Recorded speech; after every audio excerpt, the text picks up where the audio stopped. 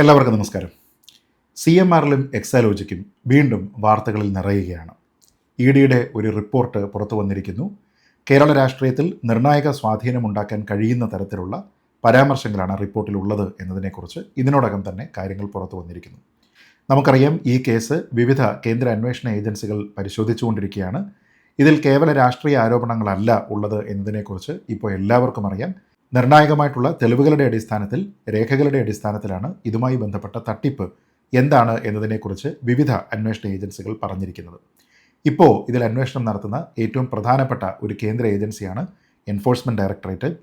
PMLA അഡ്ജൂഡിക്കേറ്റിംഗ് അതോറിറ്റിക്ക് ED സമർപ്പിച്ചിരിക്കുന്ന ഒരു റിപ്പോർട്ടിൽ ഉൾപ്പെടുത്തിയിരിക്കുന്ന ചില ആരോപണങ്ങളും അതിൻ്റെ അന്വേഷണത്തിൽ രേഖപ്പെടുത്തിയതായി പറയുന്ന ചില മൊഴികളുമാണ് ഇപ്പോൾ പുതിയ രാഷ്ട്രീയ ചർച്ചകൾക്ക്, വഴിത്തിരിവിന് ഒക്കെ തന്നെ ഇടയാക്കിയിരിക്കുന്നത്. ഈ വിവരം നോക്കുമ്പോൾ നമ്മൾ ആദ്യം ഇതിൽ പരിശോധിക്കേണ്ടത് ED അന്വേഷണത്തിൻ്റെ ഭാഗമായി ED ഉദ്യോഗസ്ഥരോട് CMRLൻ്റെ മുൻ മാനേജിംഗ് ഡയറക്ടറായിട്ടുള്ള SN ശശിധരൻ കർത്ത നൽകിയിരിക്കുന്ന മൊഴിയിൽ എന്താണ് പറഞ്ഞിരിക്കുന്നത് എന്നുള്ളതാണ്. എങ്ങനെയാണ് വീണ വിജയന് നൽകിയിരിക്കുന്ന 2.78 കോടി രൂപ ഈ അന്വേഷണത്തിൻ്റെ കേന്ദ്ര ബിന്ദുവായി മാറുന്നത് എന്നുള്ളതാണ്. ശശിധരൻ കർത്ത ഈ സ്ഥാപനത്തിൻ്റെ തലപ്പത്തിരിക്കുന്ന സമയത്ത് 182 കോടി രൂപയുടെ സാമ്പത്തിക ക്രമക്കേട് നടന്നതെന്താണ്, അതിനെക്കുറിച്ച് ED ഉന്നയിക്കുന്ന ആരോപണങ്ങൾ എന്തൊക്കെയാണ്, ഇനി ഈ അന്വേഷണം ഏതൊക്കെ ഘട്ടത്തിലേക്കാണ് പോകാൻ സാധ്യതയുള്ളത്, ഒപ്പം ശ്രീ പിണറായി വിജയൻ എന്ന കേരളത്തിൻ്റെ മുൻ മുഖ്യമന്ത്രി ഇതിൻ്റെ അന്വേഷണത്തിൻ്റെ ഭാഗമായിട്ട് ചോദ്യം ചെയ്യലിനും തുടർ നടപടികൾക്കും വിധേയനാകുമോ തുടങ്ങിയ കാര്യങ്ങളൊക്കെയാണ്. ഇതിൽ ഓരോന്നും നമ്മൾ പരിശോധിക്കേണ്ടതാണ്. നോക്കാം. ആദ്യം ED പറയുന്നത് എന്താണ്. EDയുടെ ഏറ്റവും പുതിയ റിപ്പോർട്ട് അവർ അഡ്ജൂഡിക്കേറ്റിംഗ് അതോറിറ്റിക്ക് സമർപ്പിച്ചിരിക്കുന്നതനുസരിച്ച് ഏകദേശം 15 വർഷക്കാലം കൊണ്ട് CMRൽ നിന്ന് 182 കോടി രൂപയാണ് അനധികൃതമായി പുറത്തേക്ക് മാറ്റിയത്. ഇത് ഇവരുടെ ഒരു ആരോപണമായിട്ട് മാത്രം നിലനിൽക്കുകയല്ല, വസ്തുതാപരമായിട്ട് അതുമായി ബന്ധപ്പെട്ട പല കാര്യങ്ങളും അവരുടെ റിപ്പോർട്ടിൽ അവർ ഉൾപ്പെടുത്തിയിട്ടുണ്ട്. ഉദാഹരണത്തിന് 139 കോടി രൂപയാണ് സ്ലെഡ്ജ് ഹാൻഡ്ലിംഗ് ആൻഡ് ട്രാൻസ്പോർട്ടേഷൻ എന്നുള്ള ഒരു തലക്കെട്ടിൽ വ്യാജ ചെലവായിട്ട് രേഖപ്പെടുത്തിയിരിക്കുന്നത് എന്നുള്ളതാണ് അവർ കണ്ടെത്തിയത്. യഥാർത്ഥ ഇൻവോയ്സുകളില്ലാതെ അവർ സ്വയം തയ്യാറാക്കിയിരിക്കുന്ന വൗച്ചറുകൾ ഉപയോഗിച്ച് പണം കൈമാറ്റം ചെയ്തു എന്നുള്ളതാണ് മറ്റൊരു ഗുരുതരമായിട്ടുള്ള കണ്ടെത്തൽ. ഇത് കൂടാതെ 43 കോടി രൂപയാണ് ഓവർ ഇൻവോയ്സിംഗ് വഴി പുറത്തേക്ക് മാറ്റിയത് എന്നും വെൻഡർമാർ അതിൽ നിന്ന് കമ്മീഷൻ എടുത്തതിന് ശേഷം പണം തിരികെ ശശിധരൻ കർത്തായ്ക്ക് കൈമാറുന്ന രീതിയിലത്തേക്ക് ഒരു സർക്കുലർ ട്രാൻസാക്ഷൻ നടത്തി എന്നുള്ളതുമാണ് ഈ ഏജൻസിയുടെ ഏറ്റവും പ്രധാനപ്പെട്ട കണ്ടെത്തലുകൾ. ഇനി ഇതിലെവിടെയാണ് എക്സാലോജിക്ക് വരുന്നത് എന്നുള്ളതാണ് പ്രധാനം. ഈ അന്വേഷണത്തിനിടയിൽ ഈ വലിയ 182 കോടി രൂപയുടെ ഇടയിലാണ് ED പ്രത്യേകം പരാമർശിക്കുന്ന 2.78 കോടി രൂപയുടെ ഇടപാടുള്ളത്. ഈ തുക പിണറായി വിജയൻ്റെ മകളായിട്ടുള്ള വീണ വിജയനും അവരുടെ കമ്പനിയായിട്ടുള്ള എക്സാലോജിക് സൊല്യൂഷൻസ് പ്രൈവറ്റ് ലിമിറ്റഡിനും ERP ഇംപ്ലിമെൻറ്റേഷൻ, IT കൺസൾട്ടൻസി എന്നിങ്ങനെ 2 സേവനങ്ങളുടെ പേരിൽ നൽകി എന്നുള്ളതാണ് ഈ രേഖകളിൽ പറയുന്നത്. എന്നാൽ ED പറയുന്നത് യഥാർത്ഥത്തിൽ ഏതെങ്കിലും തരത്തിലുള്ള സോഫ്റ്റ്വെയറോ ഏതെങ്കിലും തരത്തിലുള്ള IT കൺസൾട്ടൻസി സർവീസോ ERP സിസ്റ്റമോ ഒന്നും തന്നെ വീണ വിജയനോ അവരുടെ കമ്പനിയോ ഈ CMRL എന്ന കമ്പനിക്ക് നൽകിയിട്ടില്ല. അതായത് ഒരു തരത്തിലുമുള്ള സേവനം നൽകാതെയാണ് ഈ 2.78 കോടി രൂപ അവർ നേടിയെടുത്തത് എന്നുള്ളതാണ് ED പറയുന്നത്. ഇത് നമുക്കറിയാം, ED മാത്രം പറയുന്ന കാര്യമല്ല. ഈ വിഷയം നേരത്തെ അന്വേഷിച്ചിരിക്കുന്ന SFIO ഉൾപ്പെടെയുള്ള മറ്റ് കേന്ദ്ര അന്വേഷണ ഏജൻസികളും കണ്ടെത്തിയിരിക്കുന്നത് ഇതുതന്നെയാണ്.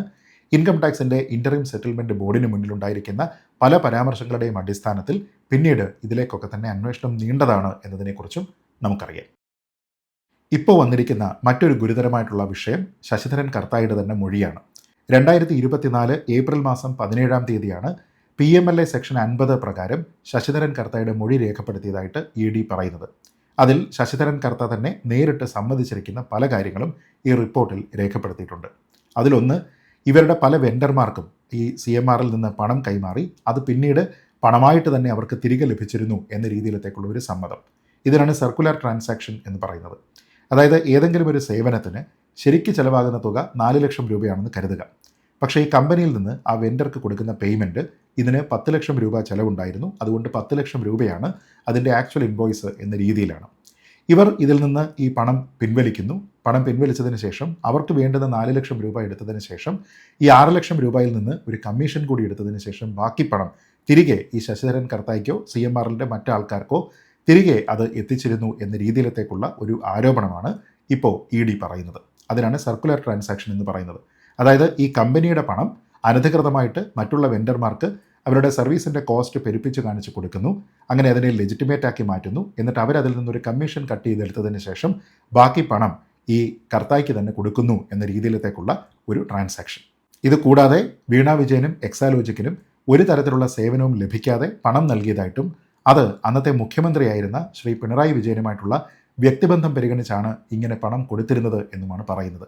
എന്ന് വെച്ചാൽ വീണ്ടും ഇതിനെ ഒരു കൈക്കൂലി പണമായിട്ട് മാസപ്പടിയായിട്ട് തന്നെ കാണേണ്ടതാണ് എന്നുള്ള മറ്റുള്ള എല്ലാ അന്വേഷണ ഏജൻസികളുടെയും കണ്ടെത്തലിനെ ഇത് വീണ്ടും ബലപ്പെടുത്തുന്നുണ്ട്. ഇ ഡിയുടെ ഒറിജിനൽ കേസും അതുതന്നെയാണ്. കാരണം വ്യക്തിപരമായിട്ടുള്ള ഒരു ബന്ധത്തിൻ്റെ അടിസ്ഥാനത്തിൽ മാത്രമാണ് യാതൊരു വിധത്തിലുള്ള സാമ്പത്തിക അടിത്തറയുമില്ലാത്ത, യാതൊരു വിധത്തിലുള്ള IT മേഖലയിലെ പ്രാവീണ്യത്തിൻ്റെയും അടിസ്ഥാനത്തിൽ അറിയപ്പെടാത്ത ഒരു കമ്പനിക്ക് ഇത്ര വലിയൊരു കോൺട്രാക്റ്റ് CMRൽ നിന്ന് ലഭിച്ചത് എന്നുള്ളതാണ് ഇതിൽ പറയുന്ന പ്രധാനപ്പെട്ട ആരോപണം. ഇനി വീണയിൽ നിന്ന് ഇ ഡിക്ക് ലഭിച്ചു എന്ന് പറയപ്പെടുന്ന ചില കാര്യങ്ങൾ കൂടിയുണ്ട്. അതിലൊരു ഐഫോണുണ്ട്, ചുവന്ന പുറംചട്ടയുള്ള ഒരു ഡയറിയുണ്ട്, ചില ലൂസ് ഷീറ്റുകളുണ്ട്. ഇതെല്ലാം തന്നെ അന്വേഷണ രേഖകളിൽ പരാമർശിക്കപ്പെടുന്നുണ്ട് എന്നാണ് മാധ്യമങ്ങൾ റിപ്പോർട്ട് ചെയ്യുന്നത്. എക്സാലോജിക്കിൻ്റെ സാമ്പത്തിക സ്ഥിതിയാണ് ഇതിലേറ്റവും പ്രധാനപ്പെട്ട കാര്യം. കാരണം അവർക്ക് ഈ അന്വേഷണത്തിൻ്റെ ഭാഗമായി ഇ ഡി തിരിച്ചറിഞ്ഞത് 66 ലക്ഷം രൂപ നെഗറ്റീവ് നെറ്റ് വർത്ത് മാത്രമാണ്. അതായത് ലാഭത്തിൽ പ്രവർത്തിക്കുന്ന ഒരു സ്ഥാപനമല്ല. ഒരു വിധത്തിലും എന്തെങ്കിലും തരത്തിലുള്ള ക്രെഡിബിലിറ്റി അവരുടെ സേവനങ്ങൾക്കോ അവരുടെ സ്വീകാര്യതയ്ക്കോ ഉണ്ടായിരുന്നുവെങ്കിൽ ലാഭത്തിൽ പോകേണ്ടുന്ന ഒരു കമ്പനിയായിരുന്നു. പക്ഷേ 66 ലക്ഷം രൂപയുടെ നെഗറ്റീവ് നെറ്റ് വർത്ത് മാത്രമാണ് അവർക്കുള്ളത്.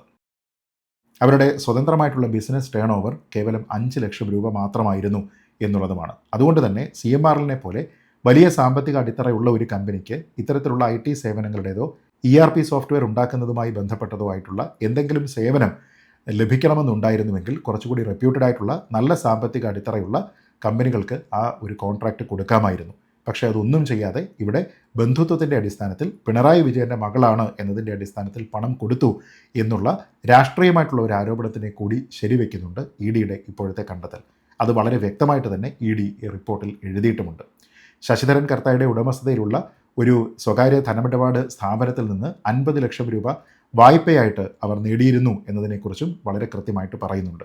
ആ വിവരം നേരത്തെ തന്നെ പുറത്തു വന്നിരുന്നതാണ്.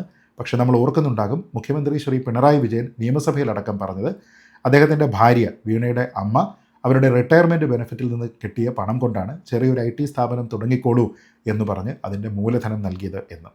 ഇനി നമ്മൾ അറിയേണ്ടത് ഈ അന്വേഷണം ഏത് ഘട്ടത്തിലാണ് എന്നുള്ളതാണ്. ഇ ഡി ഇതിനോടകം തന്നെ നിരവധി ബാങ്ക് അക്കൗണ്ടുകൾ ഈ കേസുമായി ബന്ധപ്പെട്ട് മരവിപ്പിച്ചിട്ടുണ്ട്. ഏതാണ്ട് 29 കോടി രൂപയുടെ സ്വത്തുക്കളാണ് വിവിധ വ്യക്തികളുടെയും സ്ഥാപനങ്ങളുടെയും പേരിൽ മരവിപ്പിച്ചതായിട്ട് മാധ്യമങ്ങൾ പറയുന്നത്. ഇപ്പോൾ ഈ രേഖകളെല്ലാം തന്നെ PMLA അഡ്ജൂഡിക്കേറ്റിംഗ് അതോറിറ്റിയുടെ പരിഗണനയിലുമാണ്. ഇവിടെ ഒരു കാര്യം കൂടി ആലോചിക്കണം. അതായത് ഈ വാർത്തകളും വിവാദങ്ങളും എല്ലാം ഉണ്ടാകുന്ന സമയത്ത് നിയമസഭയ്ക്കകത്തും പുറത്തും ഇതിനെ ന്യായീകരിക്കുന്നതിന് വേണ്ടിയിട്ടും ഈ വിഷയത്തിൽ തങ്ങൾക്കോ വീണയ്ക്കോ അവരുടെ കമ്പനിക്കോ ഒരു തരത്തിലുള്ള പങ്കുമില്ല എന്ന് പറയുന്നതിന് വേണ്ടിയിട്ടാണ് മുഖ്യമന്ത്രി ആയിരിക്കവേ ശ്രീ പിണറായി വിജയൻ ശ്രമിച്ചത്. അദ്ദേഹത്തിൻ്റെ പാർട്ടിയായിട്ടുള്ള CPM ആദ്യം മുതൽ തന്നെ ശ്രമിച്ചത്. കർത്തയുടെ മൊഴി പുറത്തു വന്നപ്പോൾ പ്രതിപക്ഷ നേതാവായിട്ടുള്ള ശ്രീ പിണറായി വിജയൻ പ്രതികരിച്ചിരിക്കുന്നത് ആരാണ് ഈ മൊഴി പുറത്തുവിട്ടത്, എന്താണ് ഇതിൻ്റെ ആധികാരികത, മാധ്യമങ്ങൾ ഇത്തരം സൃഷ്ടികൾ ഉണ്ടാക്കി വാർത്തയാക്കുകയാണ്, മുൻപും തനിക്കെതിരെ ഇത്തരത്തിലുള്ള സൃഷ്ടികൾ ഉണ്ടായിട്ടുണ്ട്, ഈ വ്യാജ കേസുമായി തന്നെ എങ്ങനെയെങ്കിലും ബന്ധിപ്പിക്കാനാണ് ശ്രമിക്കുന്നത് എന്നൊക്കെയാണ്. അതിന് ശ്രീ പിണറായി വിജയൻ തന്നെ പലപ്പോഴും ആവർത്തിച്ചുപയോഗിക്കുന്ന ഒരു കാര്യം തനിക്കെതിരെ കമല ഇൻ്റർനാഷണൽ എന്ന ഒരു സ്ഥാപനവുമായി ബന്ധപ്പെട്ട് വലിയ ആരോപണങ്ങൾ ഉണ്ടായിട്ടുണ്ട് എന്നാണ്. ഇവിടെ ശ്രീ പിണറായി വിജയൻ പകരം ചെയ്യേണ്ടത് ഈ വിഷയവുമായി ബന്ധപ്പെട്ട് നിലവിൽ വന്നിരിക്കുന്ന തെളിവുകളുടെ അടിസ്ഥാനത്തിൽ, മൊഴികളുടെ അടിസ്ഥാനത്തിൽ തൻ്റെ ഭാഗം എന്താണ് എന്ന് വിശദീകരിക്കാനാണ്. അല്ലാതെ എക്സാലോജിക്കുമായി ബന്ധപ്പെട്ട് ഒരു പ്രശ്നം തെളിവുകളുടെ അടിസ്ഥാനത്തിൽ വരുമ്പോൾ തെളിവുകളുടെ അടിസ്ഥാനത്തിലല്ലാതെ യാതൊരു വിധത്തിലുള്ള അക്കൗണ്ടബിലിറ്റിയും ഇല്ലാതെ എന്നോ ഉണ്ടായിരിക്കുന്ന കമല ഇൻ്റർനാഷണലുമായി ഇതിനെ ബന്ധിപ്പിച്ച് തൻ്റെ ഭാഗം ന്യായീകരിക്കാനായിട്ട് അദ്ദേഹം ശ്രമിക്കുന്നതിൽ തീരെ സത്യസന്ധതയോ ആത്മാർത്ഥതയോ ഇല്ല എന്നുള്ളത് അദ്ദേഹം മനസ്സിലാക്കുക. ഇവിടെ ചർച്ച ചെയ്യപ്പെടാൻ സാധ്യതയുള്ളത് ഒരു അവിശുദ്ധ കൂട്ടുകെട്ടിനെ കുറിച്ചാണ്, ഒരു അൺഹോളി നെക്സസ്. നേരത്തെ CMRലും എക്സാലോജിക്കും അല്ലെങ്കിൽ കർത്തായും വീണ വിജയനും എന്നിങ്ങനെയുള്ള 2 എൻറ്റിറ്റികളാണ് ഉണ്ടായിരുന്നത് എങ്കിൽ വ്യക്തിബന്ധം മൂലം അന്നത്തെ മുഖ്യമന്ത്രി ഇന്നത്തെ പ്രതിപക്ഷ നേതാവ് ശ്രീ പിണറായി വിജയൻ കൂടി അതിലേക്ക് വരികയാണ്. അതുകൊണ്ട് തന്നെ അതിനെ അധികാരവും പണവും തമ്മിലുള്ള ഒരു അവിശുദ്ധ ബന്ധം, അതിൻ്റെ സൂചന എന്ന മട്ടിലാണ് പ്രതിപക്ഷ കക്ഷികളും മാധ്യമങ്ങളും ഇപ്പോൾ വിശദീകരിക്കുന്നത്. നെഗറ്റീവ് ആസ്തിയുള്ള ഒരു സേവനവും നൽകിയതായി തെളിയിക്കാൻ കഴിയാത്ത ഒരു കമ്പനിക്ക് വർഷങ്ങളോളം ലക്ഷക്കണക്കിന് രൂപ പ്രതിമാസം നൽകിയത് എന്തുകൊണ്ടാണ് എന്നുള്ള ചോദ്യത്തിന് ഉത്തരം കിട്ടിയേ മതിയാകൂ. ഒരു ഖനന കമ്പനിക്ക് സംസ്ഥാന സർക്കാരിൽ നിന്ന് അനുകൂല തീരുമാനങ്ങൾ ലഭിക്കുന്നതിന് വേണ്ടിയിട്ടാണോ ബന്ധുത്വം വഴി ഈ പണം ഇങ്ങനെ ഒഴുക്കിയത് എന്നുള്ള ചോദ്യം വളരെ കൃത്യമായിട്ട് ഇ ഡി ചോദിക്കും എന്നാണ് നമ്മൾ കരുതുന്നത്. 182 കോടി രൂപയുടെ ആസൂത്രിതമായിട്ടുള്ള തട്ടിപ്പ്, മുഖ്യമന്ത്രിയുടെ മകൾക്ക് സേവനമില്ലാതെ ലഭിച്ചിരിക്കുന്ന കോടിക്കണക്കിന് രൂപ, വിദേശ അക്കൗണ്ടുകളിലേക്ക് ഉണ്ടായി എന്ന് പറയപ്പെടുന്ന അവ്യക്തമായിട്ടുള്ള പണമൊഴുക്ക്, ഇങ്ങനെയുള്ള നിരവധി ആരോപണങ്ങൾ ഇവിടെയുണ്ട്. 13 കോടി രൂപയുടെ ദുബായ് ബേസ്ഡ് ആയിട്ടുള്ള ട്രാൻസാക്ഷൻസിനെ കുറിച്ചൊക്കെ ഇതിൽ പറയുന്നുണ്ട്. അതിൽ ആരൊക്കെയാണ് ഇൻവോൾവ് ആയിരിക്കുന്നത്, എന്തൊക്കെയാണ് അതിൻ്റെ ഉദ്ദേശ ലക്ഷ്യങ്ങൾ, ഇതിനെക്കുറിച്ചെല്ലാം തന്നെ കൃത്യമായിട്ട് ഇനി അറിയേണ്ടതാണ്. എന്തായാലും ഇതെല്ലാം EDയുടെ റിപ്പോർട്ടിലുള്ള കാര്യങ്ങളാണ്. കോടതി ഇതുമായി ബന്ധപ്പെട്ട് വിശദമായിട്ടുള്ള ഫെയർ ആയിട്ടുള്ള ഒരു ട്രയൽ നടത്തിയതിന് ശേഷം കാര്യങ്ങളുടെ വസ്തുതകളിലേക്ക് എത്തുമെന്ന് തന്നെ നമുക്ക് കരുതാം. പക്ഷേ നിലവിൽ വന്നിരിക്കുന്ന വിവരങ്ങളുടെ അടിസ്ഥാനത്തിൽ, നിലവിൽ നമ്മുടെ മുന്നിൽ ലഭ്യമായിരിക്കുന്ന തെളിവുകളുടെ അടിസ്ഥാനത്തിൽ ഇത് ഒരു അവിശുദ്ധ കൂട്ടുകെട്ടാണ് എന്ന മട്ടിൽ തന്നെയാണ് ED മുന്നോട്ട് പോകുന്നത് എന്ന് നിസ്സംശയം പറയാം. എന്തായാലും സത്യം പുറത്തു വരട്ടെ. ഈ കൈകൾ ശുദ്ധമാണ് എന്നുള്ള ശ്രീ പിണറായി വിജയൻ്റെ സ്റ്റേറ്റ്മെൻറ്റ് ശരി തന്നെയാണ് എന്ന് തെളിയിക്കാൻ അദ്ദേഹത്തിനെ കാലം അനുവദിക്കട്ടെ എന്ന് മാത്രം പ്രത്യാശിച്ചുകൊണ്ട് ഈ വീഡിയോ അവസാനിപ്പിക്കുന്നു. ജയ് ഹിന്ദ്.